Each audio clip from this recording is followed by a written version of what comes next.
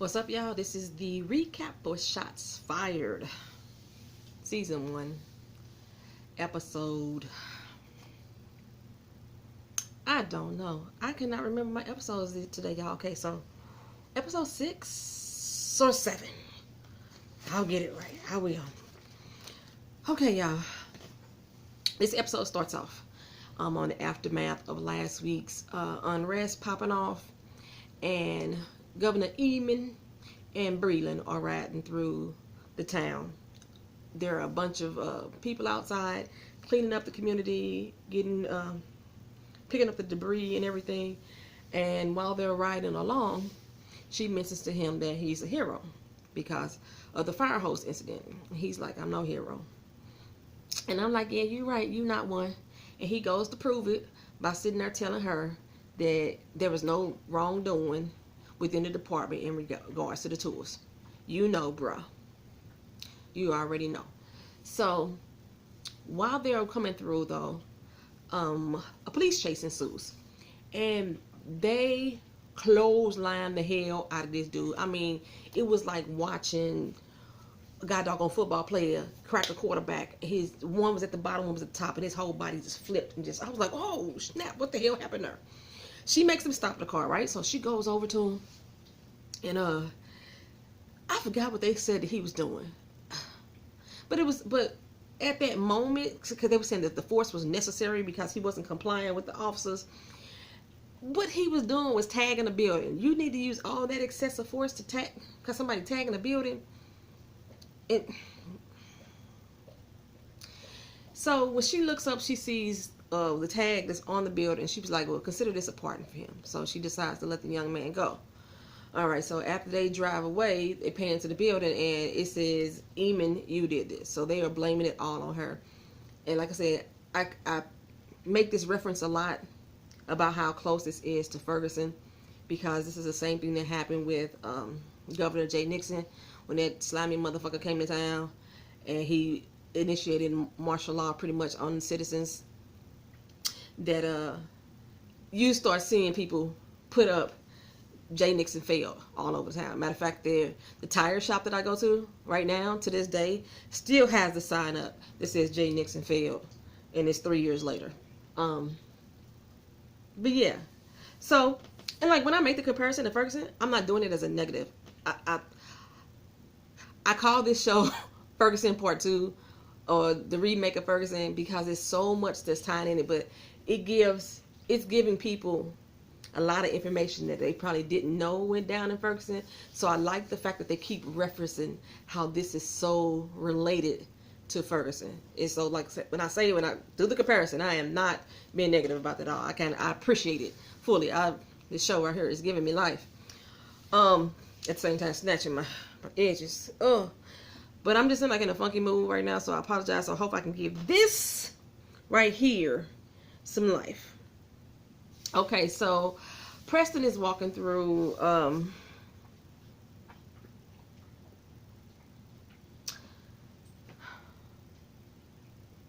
did I mix that up?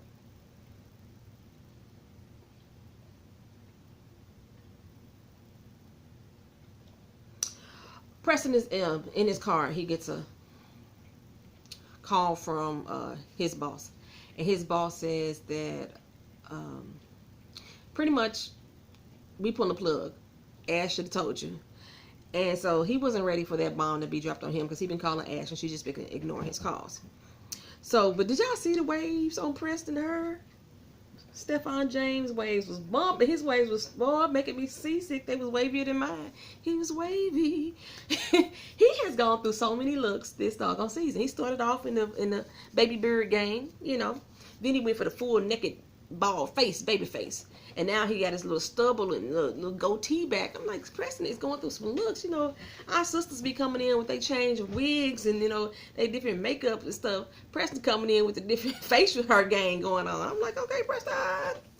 So anyway, he leaves there, or wherever he was at. He was sitting in his car. He would leave there. He was sitting in his car and he's waiting on Caleb to show up. I told y'all last time I talked about Caleb that I was no longer on his team. I thought I was trusting him, and I thought he was cool, and nah, I just don't like Caleb. But he brings him some information about a case that Pastor Janae supposedly coached this witness into testifying against this drug dealer.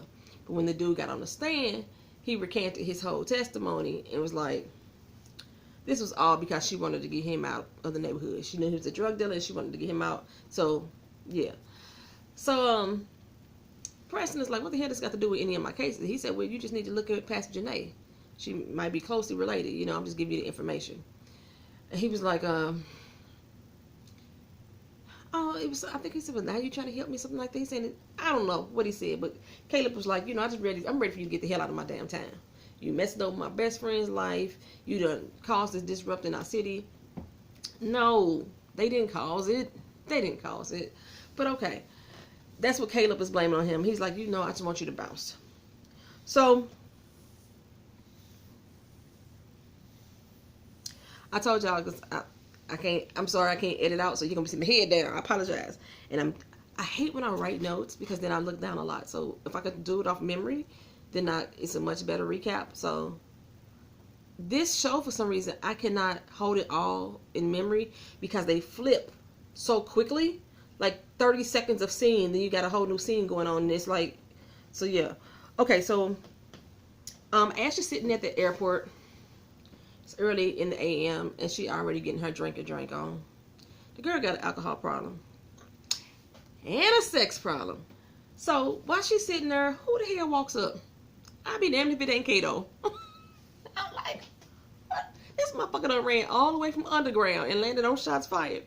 I'm telling you. Him, Alano Miller, his wife, which is Shamika. Shamika is his real life wife, DeWanda Wise, and the character that's playing Aisha Hines, the character that's playing Pastor Janae, which is Aisha Hines. All three of them are also on the TV show Underground. They getting their money. Get paid, y'all. Go ahead and do y'all thing. Okay, so.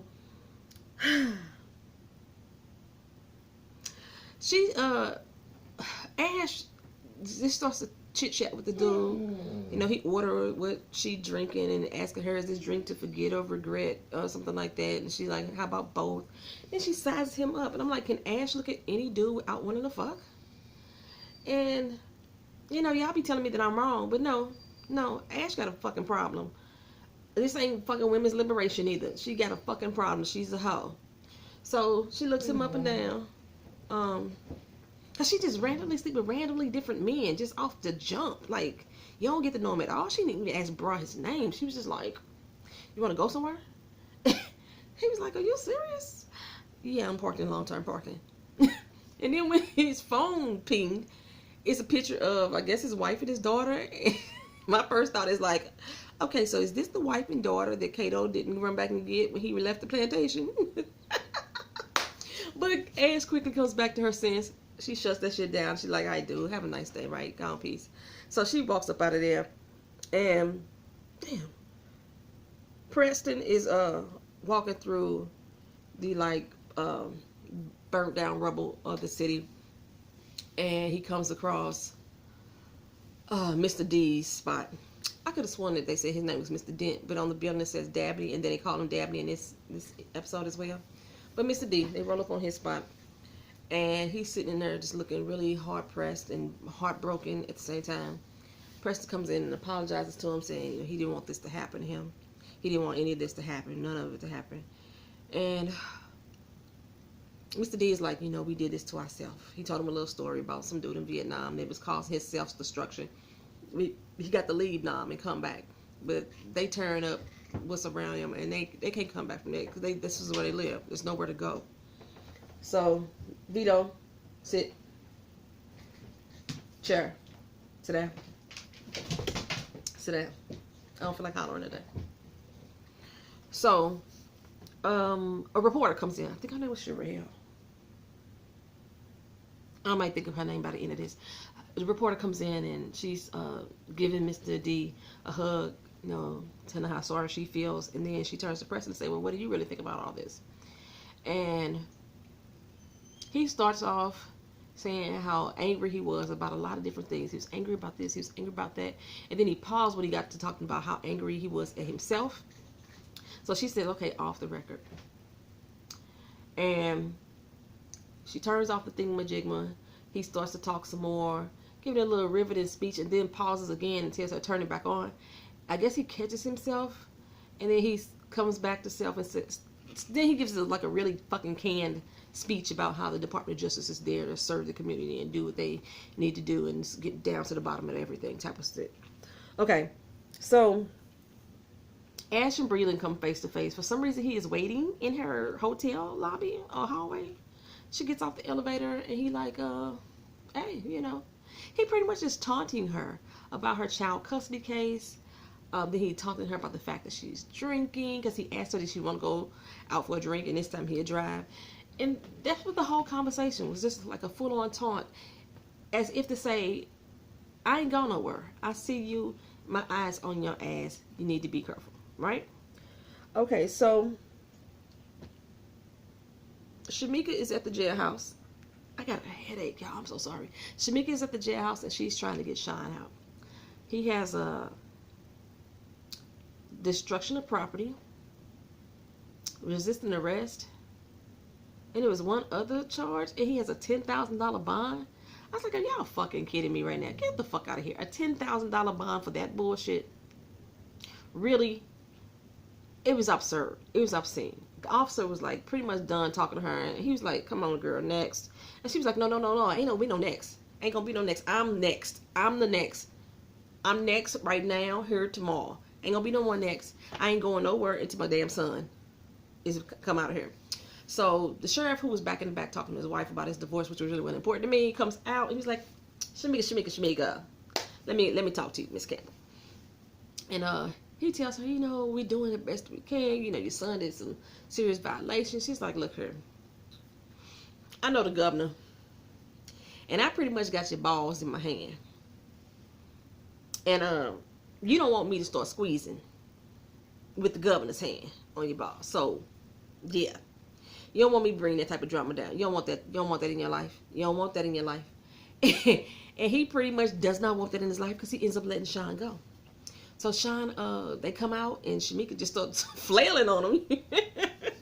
Like, boy, you done lost your damn mind. You don't get yourself killed. Sean is like, I'm tired of doing things your way. I'm so sick of it. It ain't been working. She's like, so you a man now? What? He turns around, look at her like, you better to know it.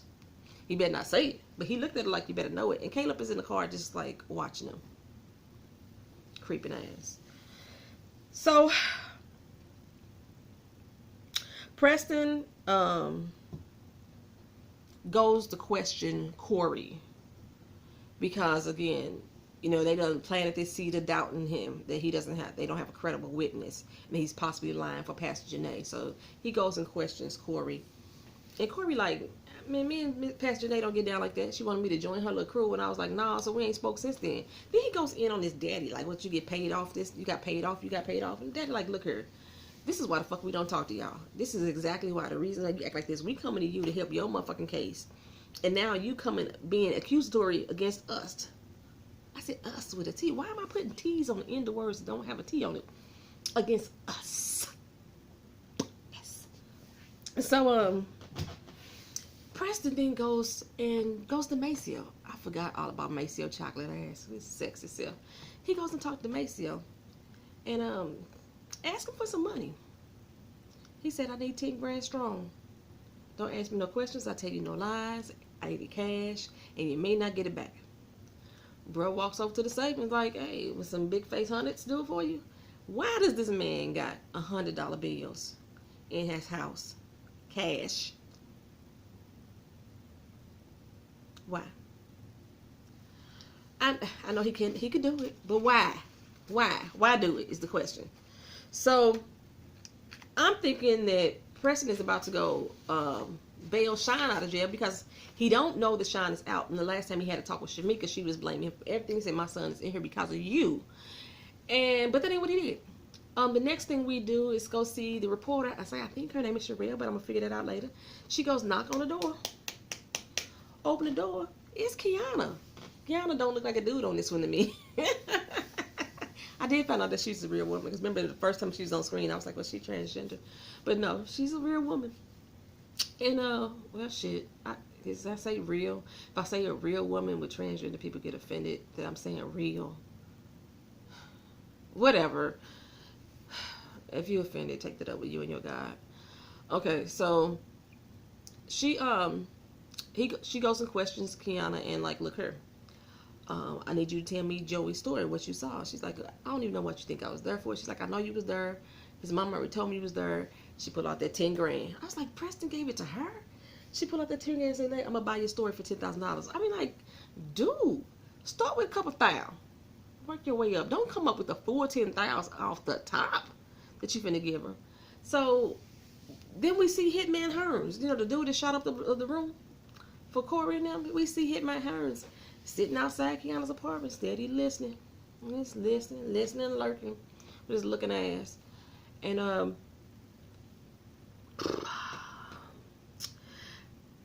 Preston and Ash go question Pastor Janae. She's down there helping clean up the community. Go and question Pastor Janae about whether or not she made Corey lie for her.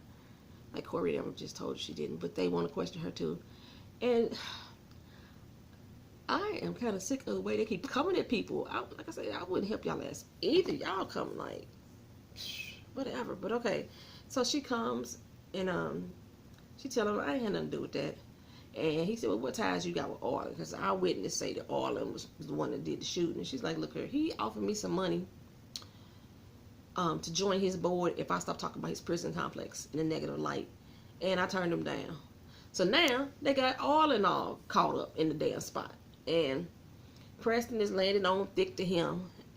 You know, Arlen corroborates Janae's story, but then says that, but a tee-hee-hee, she asked me for some money in cash at the end. She didn't get that on record, right? So Preston goes home and accuses him and tells him, look, we got the witness. We already got a witness that says that you the one that shot him. I thought he already told Arlen this. He did tell Arlen this. Remember he was talking to him? And they was looking out that window together? And he already said that we got a witness that put you there. And now he telling them again and Arlen acting like this is brand new news to him. He already told him this because I talked about that. So, but Ash got pretty salty about the situation. Like, you embarrassing us. I can't believe you did that. Now he just gonna use the information you gave him and like stack the chips, you know, in his favor again. Like I said, but he already knew this information because Preston did the same thing when he went to talk to him. He did the same doggone thing. What's that, Arlen? Or was it the other dude that looked like Arlen? The doc. I thought he did it to Arlen too. I'm gonna have to check myself. But anywho, so he walks out, you know, insulted. Him and Ash, Preston and Ash get into it again about Preston's tactics. And Preston like, look, you done checked out on me, so I had to do what I gotta do. Ash gets a little salty and mad and she walks off. And Preston gets a phone call from the journalist chick. And she's like, hey, I just met with Kiana. Where are you? And bam! She got hit by a doggone SUV. I swear, every time I see somebody in a scene like this, and you know it's intentional, like, what is the other driver thinking? Is they a fucking stuntman? Do they practice this shit, hitting people and not hurting themselves? Or they know suicide minded. They figured I'm gonna die. If I die, I die. But yeah, they take her out. I mean, she don't die, but she ended up in the hospital. So Preston and Ash rolled by the hospital. She has some serious injuries, and he goes through her personal effects. And Ash is like, what you looking for, bro? And kind of find out her phone, her tape recorder, her notepad, all of that is missing. Of course it is. I know it is. So Ash and Preston get into exchange of words about the fact that he went off on a tangent and he doing stuff, you know, the wrong way. And he like, look, you already said I need to get my hands a little dirty. She said, yeah, but you need to know the rule book first before you go out there and try to do something. And I'm like, what is this? Well, your feelings hurt till you try something. But now somebody's hurt because of it. You know what I'm saying? But they don't find that odd that this reporter went out there to go talk to Kiana, and now she laying up in the hospital. Nobody is questioning that tactic. Nobody. Except maybe that's why Ash is acting so standoffish, because she basically told Preston, look, this is over. I'm done. I'm throwing in the towel. I don't feel like doing this no more.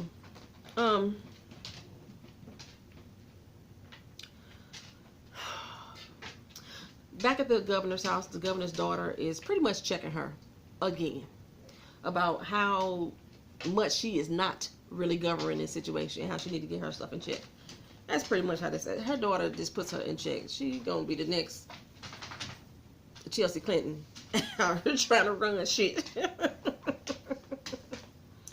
Then we go to Beck's house, and his little boys are in her roughhousing. And Beck is trying to tell them to sit their ass down, get off the doggone furniture. And they ain't listening to nothing he is saying. He got a pot boiling over in the kitchen, and one little boy fall down and hurt himself. He fall down, go boom, and the other brother started jumping up on the furniture. He comes and snatch up the one and knocks the brother down. Like, boy, didn't I tell your ass? Mine, damn it. He snatch him up, and while he's snatching him up and chastising him, Carrie walks in. Like, what the hell are you doing? We don't do that in this house. And he was like, these boys gonna mad me. And she was like, well, that ain't how we do it here. And he said, woman, you ain't finna be telling me how I can discipline my kids in my own damn house. She was like, look, when you start to lead, then maybe I'll follow again. But until you start acting like a man again, I won't treat you like one. You ain't got them rights up in here no more. You up here drinking and everything. And I'm like, them little badass motherfuckers needed more than a snatch up for real. I don't give a damn if he was drinking or not. I tell you, sit your motherfucking ass down, you sit the fuck down. And he jumping up and down on the goddamn furniture. Fuck that. Fuck that. You better get out your goddamn feelings, Carrie. He should have, boy, knocked him in the next motherfucking week. Told your ass to sit the fuck down. You know what if you had broke your brother arm? Okay, so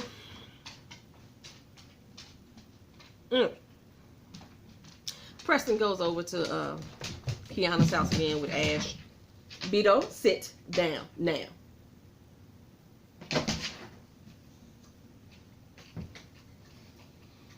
And Kiana is not giving any information. She's nutting up once again. And Preston's like, where the damn money at? She's like, what money? You know, the money that the reporter brought to you. And so he's taking her purse and shaking her shit out and flipping stuff over. And Ash noticed there's a bug on the table. Not an insect bug, but like one of them listening devices that the governments and police use and stuff to listen in on your privacies. So she notices that and she's like, hey, nobody move, nobody get hurt. But she tells him, hey, you know, this ain't working out. She don't know nothing. We wasting our time here. So she peeks out the window though when she says this, and she notices that no hitman hers is sitting in the parking lot. So Ash tries to go out the door, but I guess dude is too quick. He already peeped game. He pulls off.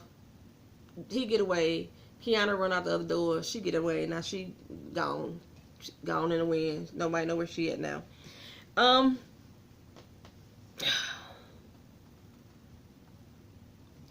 Yeah, so Ash and Preston ride in the car, and again, they are, I think I messed some stuff up. I think this is when they had the argument about him not doing stuff the right way, and now she's saying that she want to quit and give up, throwing the towel. Ash is feeling the pressure from Breland. That's what it is. She's getting scared. That's all this is. Why are you scratching me? And you biting me. I don't want to play like that right now. Your nails hurts. Your nails hurt. And I can't edit my videos right now, so damn it, get your nails out of me. Hey. Okay. They venture down to where the unrest is about to pop off again. You got the police standing there in riot gear. You got a bunch of people out here chanting. The dude that's the lead voice is ready to set it the fuck off. You hear me? He's like, what you gonna do, lock us all up? And if you do, you better know I'm coming for that ass, bro. Don't worry about me. I got you. So Preston comes out here and tries to squelch everything. He gives his, you know, Martin Luther King speech, makes some promises that he's going to get him justice. And everybody dies down and say, all right, we're going to see what you can do. Now, this scene reminds me of the movie X. When Malcolm X and them went to go see, I think his name was Brother Johnson, was all right. They marched down to the police station, and they had that big crowd outside, and he did the thing and calmed everybody down, told everybody to go home. And it was one dude that was out there in the crowd. I swear the dude who was the lead voice of this whole little protest, I swear that's the same dude from the movie. I swear that's the same dude from the movie, y'all. He looks just like him. Anyway, there was some people out there doing some like reporting. Can't really say journalism or news. I don't know what they was calling it at the time. They was doing some live broadcasts about what was going on, and she overheard one of them mention something about an app where they could hide stuff, so the police can't find the information. Ferguson. And we used to remove our media cards and everything. We used to do all kind of stuff. Anywho,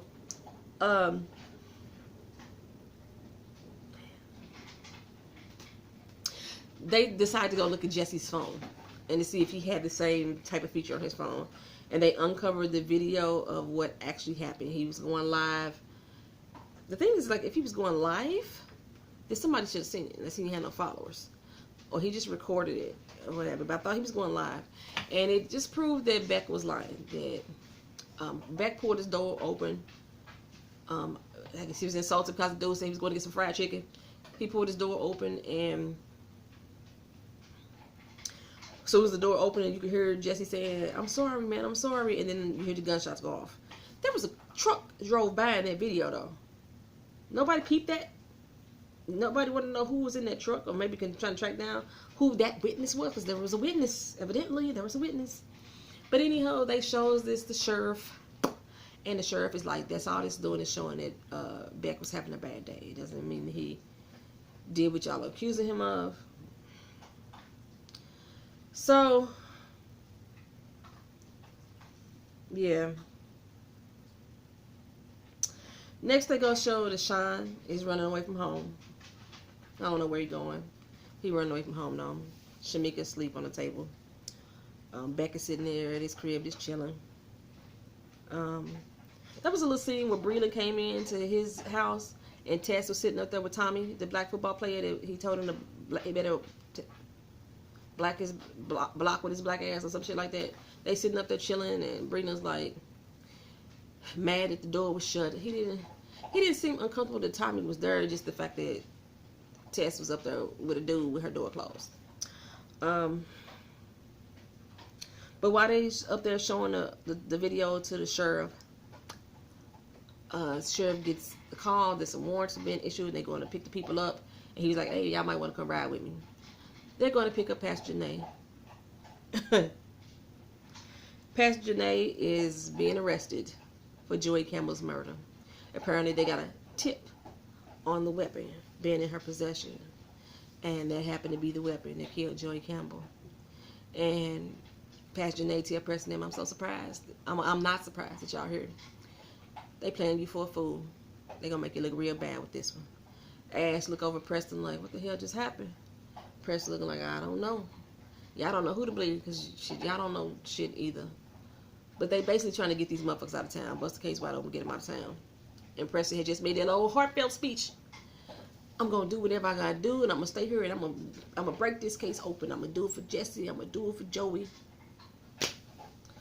And Pastor Janae getting locked up. What y'all think, y'all? What y'all think? I don't know why. I just wasn't in the flow of this one today for some reason. I don't know. I think because the season is about to end, they trying to rush some stuff through. I don't know. That's shots fired, y'all. All right. Like I said, I apologize that I can't edit these videos because I'm recording on my old cell phone. And hopefully I'll be back in the game soon. My horoscope told me that I can't buy electrical equipment till after May 20th. And if y'all watch any of my tag videos, y'all know that I sometimes listen to my horoscopes. This is one of them times that I'm doing so. So, yeah. We're on a cut. Shots fired. Peace.